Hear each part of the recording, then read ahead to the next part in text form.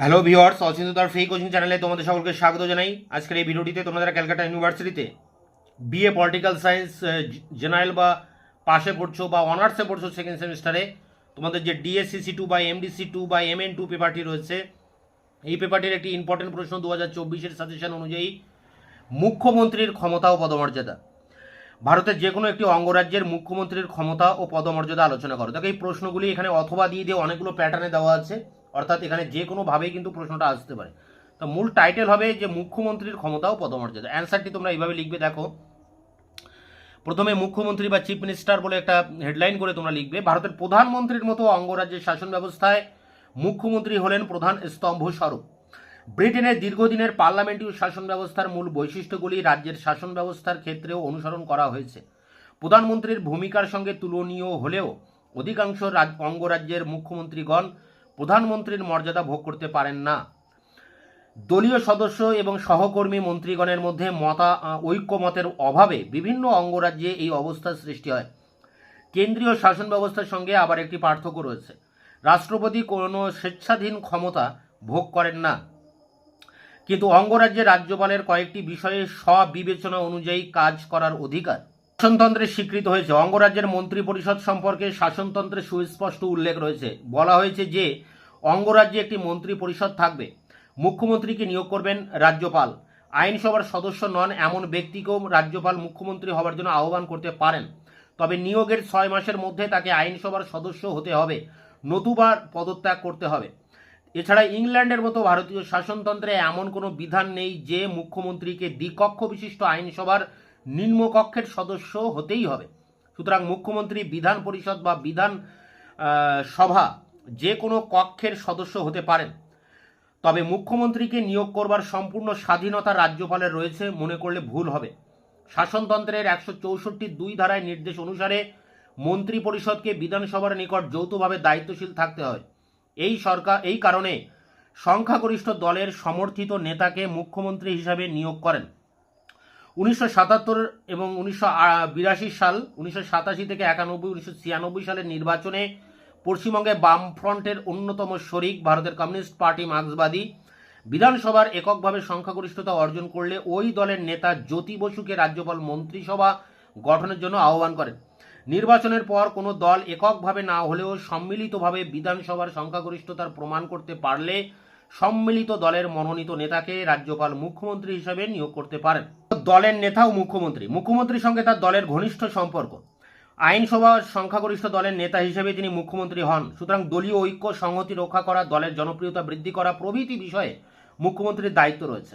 নির্বাচনের সময় মুখ্যমন্ত্রীর ভূমিকা বিশেষ গুরুত্বপূর্ণ। মুখ্যমন্ত্রীর ব্যক্তিত্ব কার্যকুশলতার উপর দলের শক্তি নির্ভর করে। জনসাধারণের সামনে জনমত প্রভাবিত করবার ব্যাপারে মুখ্যমন্ত্রীকে সচেষ্ট হতে হয়।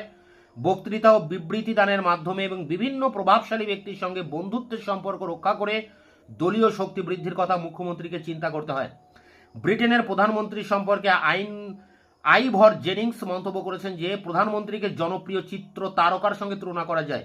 অবশ্য চিত্র তারকার মতো তার কোনো প্রচার সচিব থাকে না। তার খ্যাতি বা প্রতিষ্ঠার পিছনে তার নিজস্ব প্রচেষ্টাই থাকে।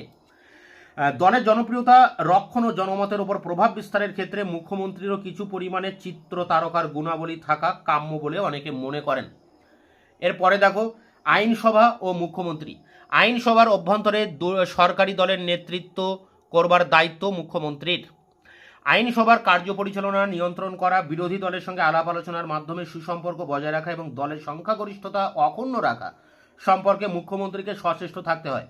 সরকারি নীতির ব্যাখ্যা করা, গুরুত্বপূর্ণ বিলগুলি পরিচালনা করে সুষ্ঠু পরিণতির সম্মুখে বিভিন্ন মন্ত্রীগণকে সহায়তা করবার দায়িত্ব মুখ্যমন্ত্রীর। ক্যাবিনেট ও মুখ্যমন্ত্রী। ক্যাবিনেটের সঙ্গে মুখ্যমন্ত্রীর সম্পর্ক সম্বন্ধে বলা হয় যে তিনি সমমর্যাদা সম্পন্ন ব্যক্তির মধ্যে প্রধান, কিন্তু মুখ্যমন্ত্রীর ব্যাপক ক্ষমতার পরিপ্রেক্ষিতে বলা যেতে পারে যে তিনি হলেন মন্ত্রী পরিষদের ভিত্তি স্বরূপ। তার পরামর্শ অনুযায়ী অন্যান্য মন্ত্রীগণ নিযুক্ত হন। মুখ্যমন্ত্রীর সঙ্গে কোনো মন্ত্রীর মতভেদ হলে সেই মন্ত্রীকে পদত্যাগ করতে হয়।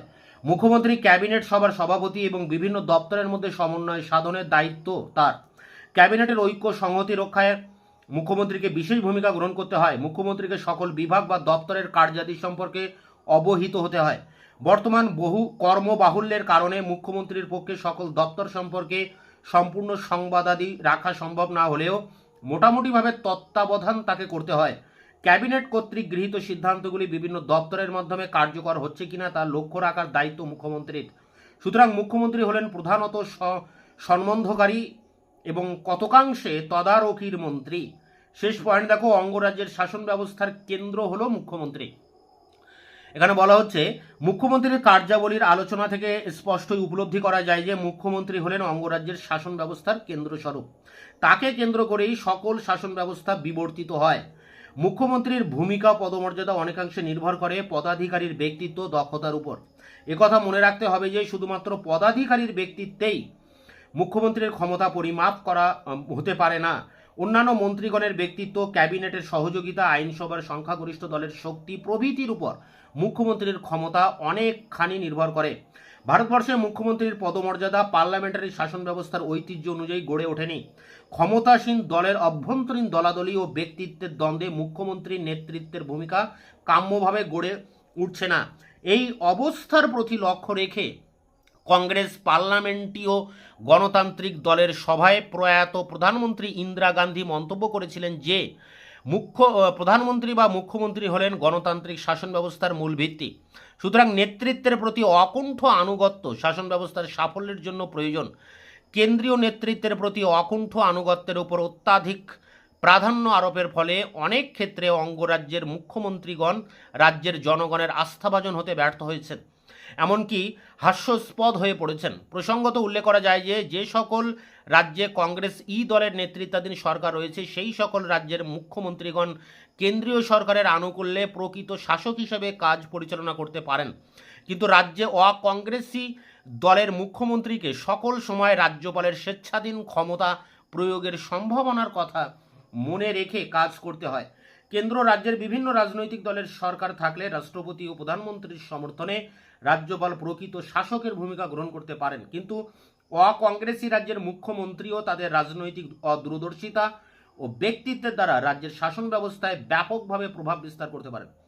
এই ছিল কোনো একটি অঙ্গরাজ্যের মুখ্যমন্ত্রীর ক্ষমতা ও পদমর্যাদা।